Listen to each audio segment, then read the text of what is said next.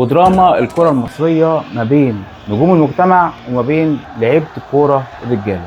أول لقطة هنتكلم فيها النهاردة كان لقطة يعني دموع حسني عبد ربه بعد ما جابوا الجون في الدقيقة الإسماعيلي جاب الجون في الدقيقة 90. حس بإحساس يعني ممكن صعب جدا أي حد يحسه. حس الإحساس اللي هو تعب، حس الإحساس اللي هو وراه رجاله، تحس ان هو عايش الماتش، عايش المسؤوليه، وحاسس بضغط كبير جدا جدا جدا من الجماهير. الحاجه الثانيه كمان او اللقطه الثانيه بعد كده بقى ايه، الكابتن خالد جلال ليه لقطات كده هو ايه، يعني هو هنا برده كان بيتعصب كده في لقطه كان في هجمه ضاعت من فريق نادي الاسماعيلي، في هجمه ضاعت كده، فعمل ايه رد فعل كده ايه يعني غريب شويه على كابتن خالد جلال. لكن بقى نيجي بقى نشوف كلام بقى خالد جلال إيه عن جمهور نادي الاسماعيلي.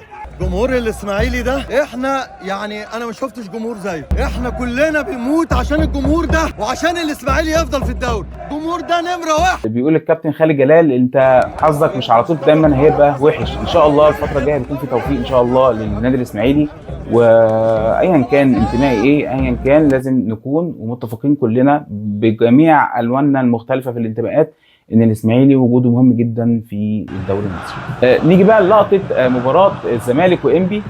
عمر جابر هنا بقى ايه بيتعصب على الحكم، وبعدين انا اول ما شفت اللقطه قلت المفروض عمر جابر كده ياخد انذار اصلا في اللقطه دي، فعمل هو ايه، عمال يقول له ما تزعقش والحكم بيقول له حاضر. قبل اللقطه دي يعني ايه الفعل اللي عمله الحكم او زعق له، قال له ايه عشان خاطر عمر جابر يتعصب كده. حتى لو خدت بالك كمان في اخر اللقطه الفينا بيضحك كده ضحك كده ايوه هي اللقطه دي.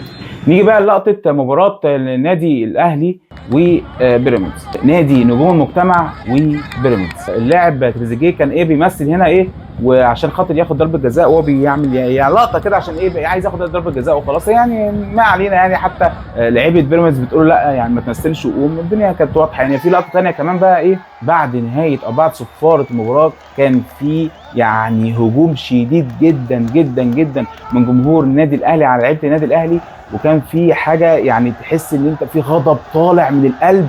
وطبعا نجوم المجتمع ماشيين عادي جدا ولا سامعين اي حاجه، ولو جبنا 50 مشهد زي المشهد اللي جه بتاع المشجع الاهلاوي اللي بكى ده مش هيأثر مع نجوم المجتمع في اي حاجه، لان مرتباتهم بتنزل كل اول الشهر. الدنيا جميله وبفتح مطاعم وبشتري شاليهات، فالدنيا جميله يعني، فمش هيفرق معايا الكلام ده. نجم المجتمع بتاعنا اللاعب الثاني ياسر ابراهيم، وهو مصاب. الف سلام عليك يا كابتن ياسر، ربنا يقومك بالسلامه.